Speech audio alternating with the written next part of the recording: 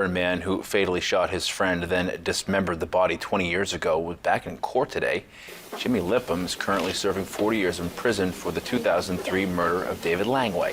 Lipham's now making a fifth petition for post-conviction review. The latest challenge is based on Lipham's claim of newly discovered evidence, which includes his then-wife's mental condition and a deathbed confession. Today, a judge in Bangor heard virtual arguments on a motion to dismiss the petition. The state claims Lipham was aware of the evidence in question for years before he filed the petition. The defense says while he did know about some of the evidence, he didn't learn of its scope until recently.